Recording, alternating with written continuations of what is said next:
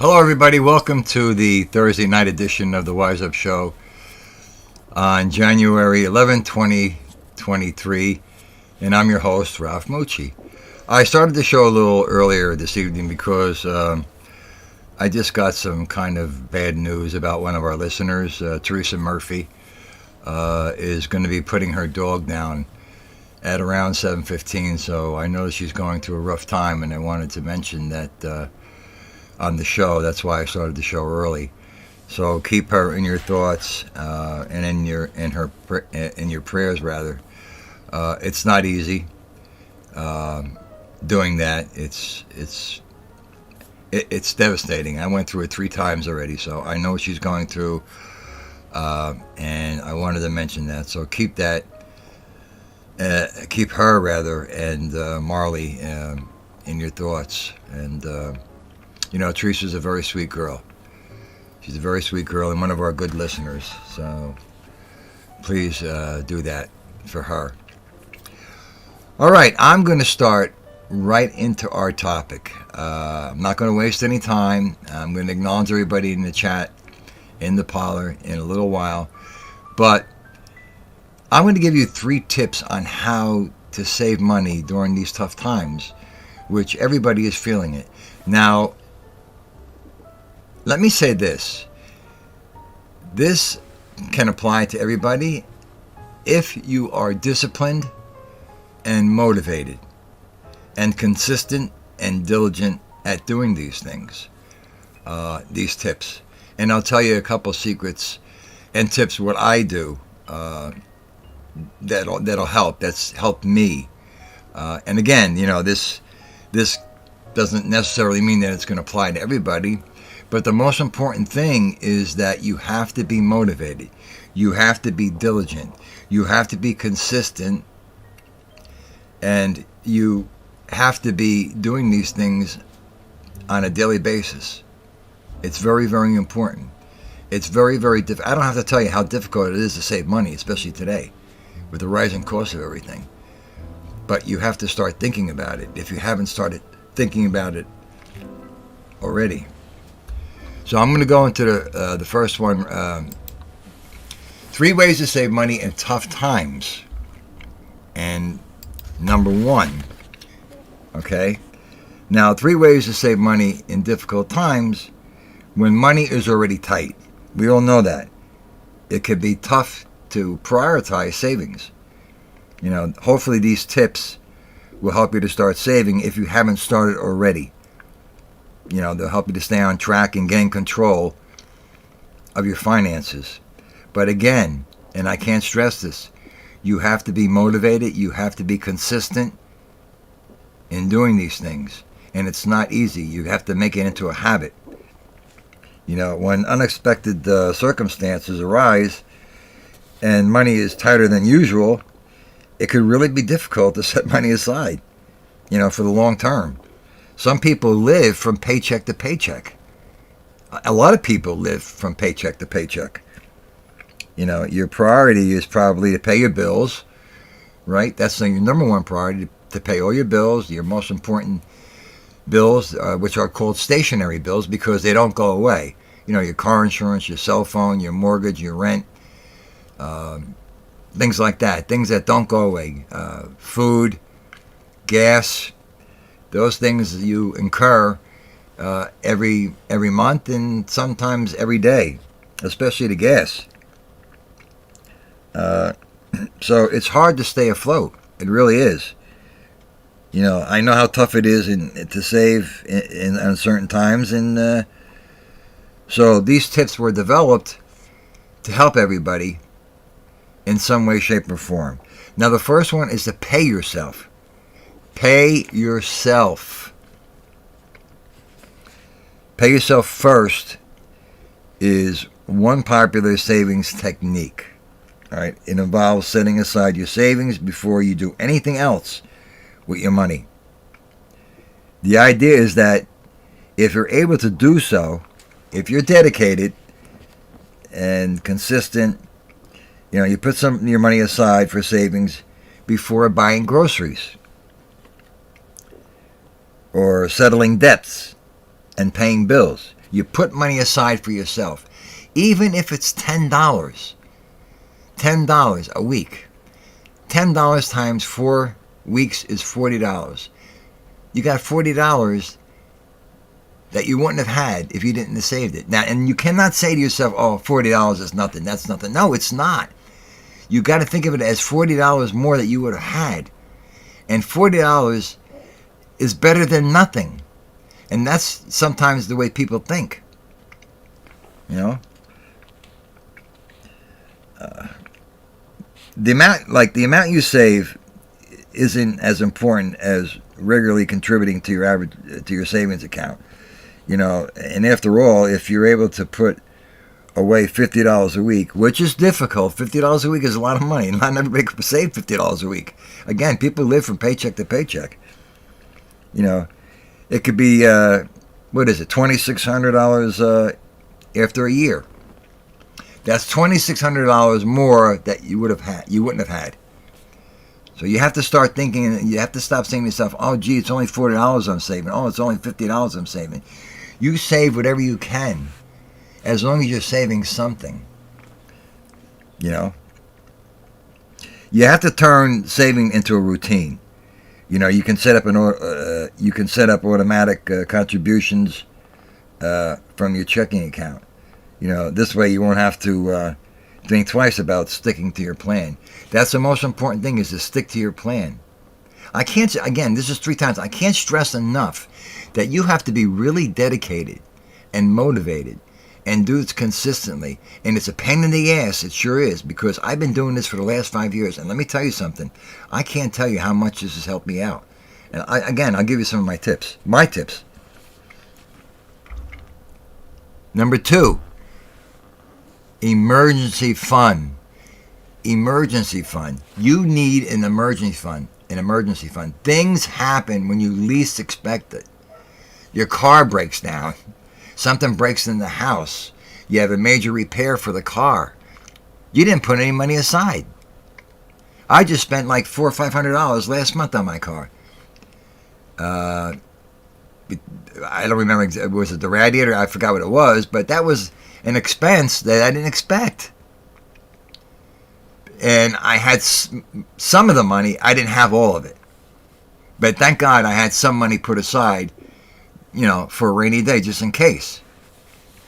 So things break and happen when you least expect it, which takes away money from what you normally would need it for. I mean, I'm not telling you nothing new that you don't already know, but you really have to think about it, you know.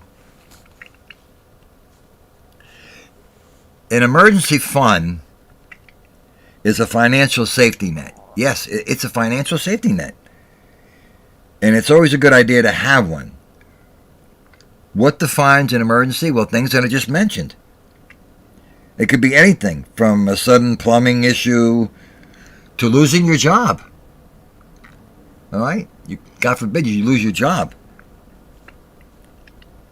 Your emergency fund, it can help cover unexpected costs.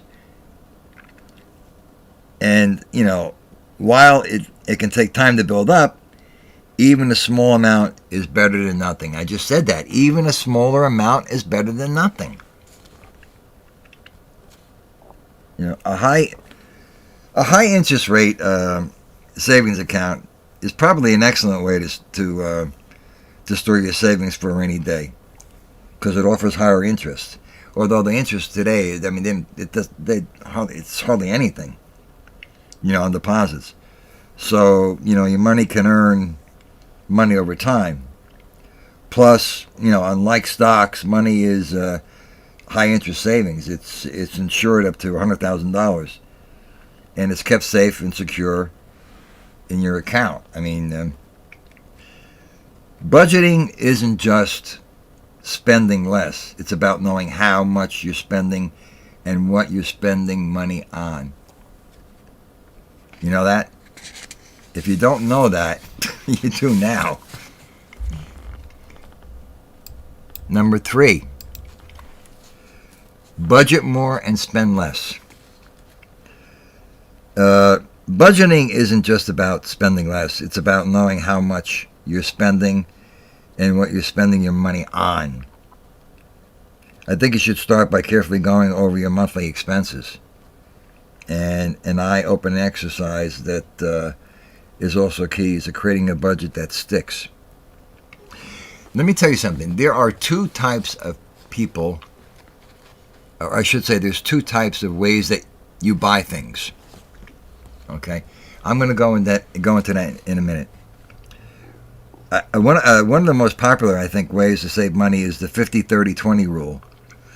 And this is pretty much how it works. 50% of your money should go toward your personal needs, which include everything from your mortgage to your rent, to groceries, to gas, and bills. And I just mentioned that. Once these needs, they're called stationary needs because they don't go away, are accounted for, your wants follow. And I'm going to explain that to you. 30% of your money is earmarked for fun things, like dining out or taking out food, shopping for clothes or books or flowers or hobbies or whatever. Anything that isn't a need, The remaining 20%, I guess, of each paycheck should go toward your savings or investments, a task that, can be automated along with your bill payments, so it happens on regular intervals. So bringing it all together, when you start saving money, worry less about the amount you set aside. And I just said that. Worry less about the amount you set aside. Like, I'm only saving $40. You're saving $40. That's $40 more than what you would have had. It makes sense. Savings money can be a challenge during, tough financial times, which is right now. It's important to set realistic goals and use right savings account for your financial plan. But when it comes to building, I think, long-term wealth and financial stability, I think the key to success is probably consistency, which I just mentioned. Remember, and I said this 4 times already, no amount is too small to start saving. No amount is too small. Let me tell you something, and I just mentioned this. There's 2 types of thinking when you buy something. There's the thinking of that you need it, and the thinking of that you want it. Most people buy something because they want it. Like, I'll give you an example here. I bought this on-air sign the other day that I saw on Dindu's show, right? Now, did I need this? No, absolutely not. I wanted it. It cost me $19.99. I liked it, and I wanted it, and I bought it. So that's a want. I wanted it. It wasn't a need, because I don't need this. I need this like I need a hole in the head. It was $19.99, and I said to myself, you know what? And I said to myself, do I want this or do I need it? Well, I knew I wanted it. But I also said, you know what? I haven't treated myself in quite a while. It's only $20, and I'm going to buy it. It's not going to break me. I used part of the donation money that I got from somebody, and I bought this. And so that's a want. So most people buy things because they want them, not that they need them. So the next time, and you have to get into that habit when you buy something, when you have that item in front of you, do I really need this? Or do I want it? Do I really need to spend the money? And you got to get into that habit. You got to get into that habit. The other thing too is, I've been doing this for the last 5 years. Now, I've been using Excel for 30 years. Now, not everybody has Excel. Excel is a spreadsheet application. And not everybody has Excel. What I do is, every day in my phone, I have a category, expenses. Okay, that's not including the expenses that I have, the rent and car insurance. It's daily expenses. For example, gas, Dunkin' Donuts, lunch, maybe the dollar store. Whatever I spend in that day, it gets categorized. And the amount gets put into my phone. Then I take that at the end of the day when I come home from work or sometimes early in the morning, and I incorporate that into my spreadsheet. Okay? Now, in my spreadsheet, I have my basic bills, like everybody has, your rent, your car insurance, your cell phone bill, whatever, your bills that you're going to incur every single month. And then everything that I spend outside of that gets categorized. Lunch has a section, gas has a section, cigarettes and coffee has a section. Wait till I tell you about cigarettes. You're gonna fall on the floor. So everything that I spend money on gets categorized. Every day, every week, 4 weeks, and then everything is totaled for the month end of what I spent on lunch, cigarettes, gas, the dollar store. Maybe I went to AutoZone and bought some, I don't know, car wax that gets put in there. When you see at the end of the month what you've spent, you realize where your money is going to. I look at it and say to myself, holy shit, I spent $560 this month on cigarettes. I know, it's disgusting. I know. $560 a month for cigarettes, which is more than a car payment. When you see it on paper, it hits you. That's the time it's when it hits you, is when it's right there in front of your face on paper. You don't realize it. You don't realize you're spending every day. Coffee for the month, $180 just at Dunkin' Donuts alone, not including the coffee that I buy in my house. So what is that so far? That's over $700 a month. It's sickening, but it woke me up. You know, I'm trying to stop smoking. I cut down considerably, and it's disgusting. I'm spending all this money to kill myself. But the point that I'm trying to make is, when you do this, and you have to be disciplined, you really do. I do this every single day, every day, because at the end of the month, I see where my money goes to. Oh, I'm spending too much money on lunch. Maybe this month I spent $85 on lunch. Maybe I could curtail that next month. Or I spent too much money on coffee. Or I spent too much money at the dollar store. Or I spent too much money on this. When everything is categorized and it's summed up at the end of the month, you see it and you realize. And I'm telling you, it's not until you see it on paper that it hits you. You know. Now, you don't have to have a spreadsheet. You don't have to have Excel to do that. You can do that on a piece of paper. You know. Another term would be assets and liabilities, you know, in accounting. But the most important thing, and I can't stress this. Now, I am not an expert, but I'm telling you what works for me. It may work for you. It may not work for you. You may not even want to do it. Some of you may be lazy and say, I'm not doing all that. Okay, that's up to you. That's up to you. If you don't want to do it, you don't have to do it. I'm just giving you tips. You don't have to. I'm not saying you have to do it. I'm just telling you some things. You don't have to tell me. I know how tough it is to save money. Like I said, some people are living from paycheck to paycheck. You know, it's horrible. It's absolutely horrible. But if you could save something each week, even if it's $5, I know it's not a lot, but at least you're saving something. And if you put that on paper, I'm telling you, you're going to realize. See, you don't realize. You know, you go to the dollar store, you spend $15. You go to buy lunch, a hamburger, whatever, you spend $17. You don't realize this. You're not realizing how much you're spending until you put that down on a spreadsheet or on a piece of paper and see at the end of the month where your money went to. You're more aware of where your money is going. You know, some people say, well, where the hell did my money go to? Where did my money go to? Right? And the other thing is too, sometimes you may have to cut out doing some things. If you go out to dinner, I don't know, maybe twice a month, maybe 3 times a month, cut down to maybe once a month. You have to start cutting back a little bit. You know, you have to make sacrifices. Sacrifices. Big word. Very big word. So those are the tips. And those are some of the things that I do, which have been very helpful to me. Very helpful. I mean, come on, guys. Over $700 a month. $560 for cigarettes. That's disgusting. I even hate to mention that. It's just really bad, you know. Oh, and by the end of the year, it's like, I don't know, what is it, like $12,000? Oh, it's terrible. So again, it's up to you. Those are the tips. They're good tips. I told you something that I do that's worked for me. It may work for you. It may not work for you.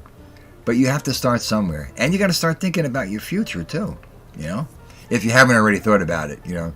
Some of us are a little bit older, so, hopefully we have already started thinking about our future. You never know. And those unexpected things that happen, they always happen at the most inopportune time. The car breaks down. You need a starter. You need an alternator. You need a radiator. One of my listeners right now is saving their money to have their radiator replaced and a few other things in their car, which is a very expensive thing. And they've been saving toward this car getting fixed. Things happen if you have a house. Things are always happening. When you have a house. So it's those unexpected things that you don't expect. You have X amount of money for your bills, and then something happens, and then you got to dip into that money for your bills because something happened that you didn't have an emergency fund for. Anyway, it is what it is, and you have to start. You have to start doing something. You have to start doing something. Okay, so now let me just say hello to everybody. That is done now. I wanted to cover that right away and get that out of the way, and now we can have some fun. So I'm going to say hello to JJ, who's been doing a wonderful job of dropping links in the show. My God, she's getting to be like another TT. How did you become so proficient overnight, JJ? The Wine Guild is here. Claudia Perry is here. Hit the like, hit the like button. Our like button monitor is here. Christopher Toro's here. The Wine Guild is here. Maureen Frick is here. Hello, Maureen. Tammy from New York. How are you, man? Mark Info. How are you, buddy? Who else is here with me? Steve Morinello. How are you, buddy? I don't see my buddy Tommy Stiggs and Thindu yet. I don't know. Mom for Boys, how are you, hon? Thank you for coming into the show. You're always welcome. TD Rad is here. TD Rad is here. And who else? Who am I missing? Am I missing anybody? Gerard, how are you, buddy? You'll be right back? Okay, take your time. Whatever you have to do. All right. Let me see. Make sure I got everybody. Gee, JJ, you're so proficient at dropping links now. Unbelievable. Thindu is here. Okay, I'm glad that Thindu is here. Thindu, stay here for a while because I got something I want to show you.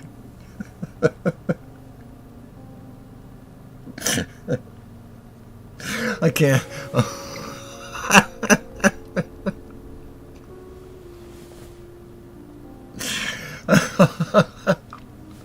Oh my God. Hi, Bella. Hi, Bella. I have a little surprise for you guys. I have a surprise for you guys. Adam is here. Hi, Adam. Benny Albanese. Hello, buddy.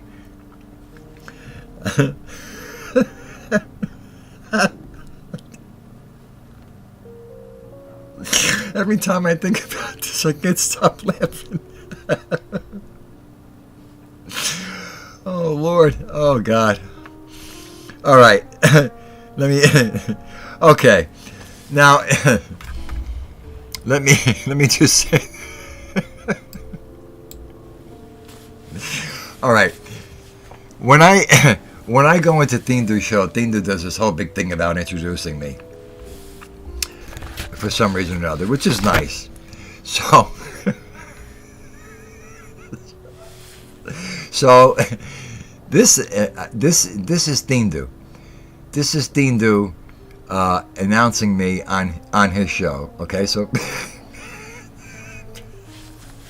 pay attention to this. Pay attention to this. This is Tindu. And there he is. Ralph. Ralph, he's in the chat. Oh. Oh. Oh. Yeah. Oh. Oh. Oh. Oh. Oh. Oh. Ah. Ah. Oh. Oh. Oh. Ah. Ah. Oh. Ah. Ah. Oh. Oh. Ah.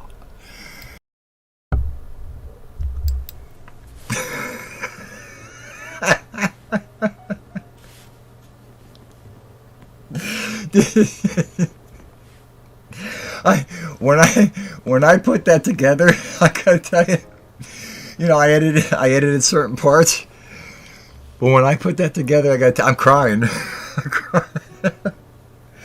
I had to make it as realistic as possible, including using his home, right in his home,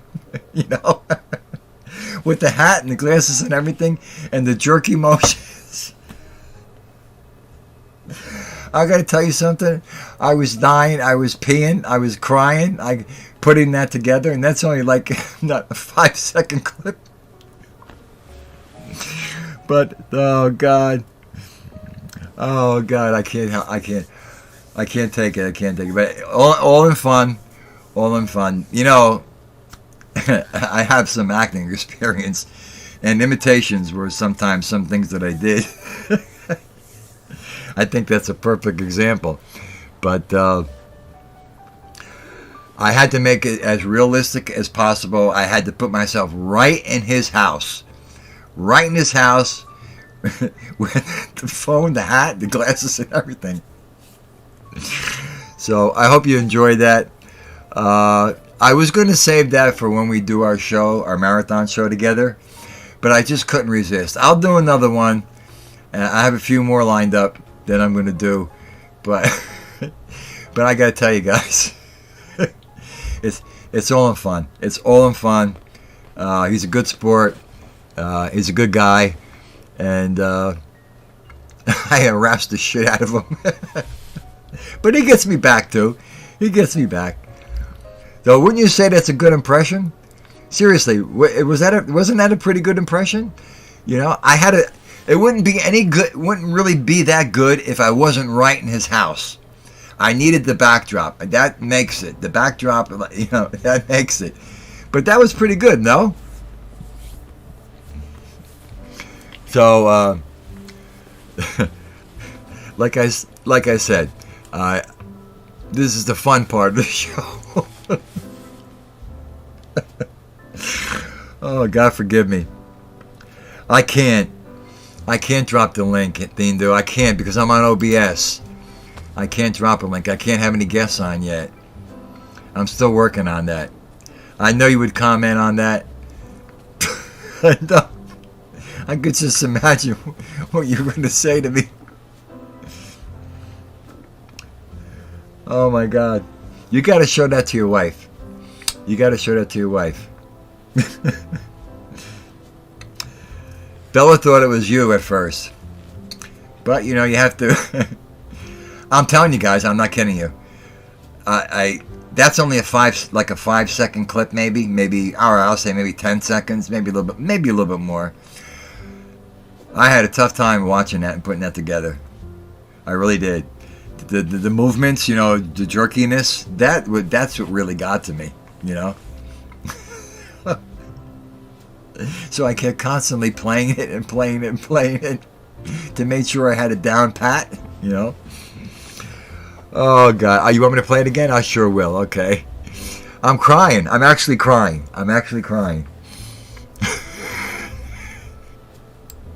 All right, here we go. Here's Tindu announcing me in his show. And there he is. Ralph, he's in the chat. Oh. Yeah. Oh.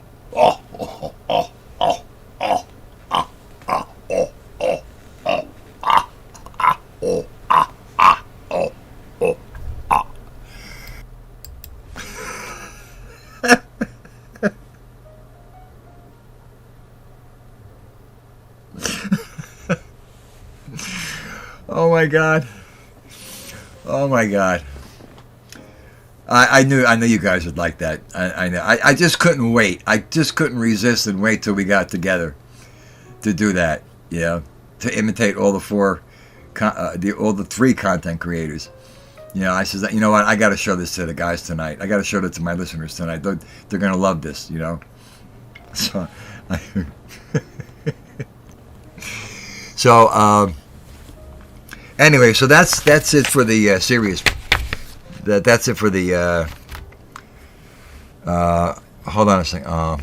Okay, it's 7:20. They just put down Teresa's dog. Yeah. So say a little prayer for her, because I just noticed the time.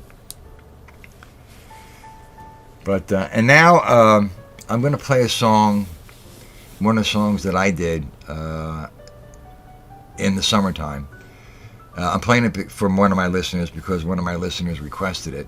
Happens to be their favorite song, one of the favorite songs that I did, and I haven't played one of my songs on my show in a while.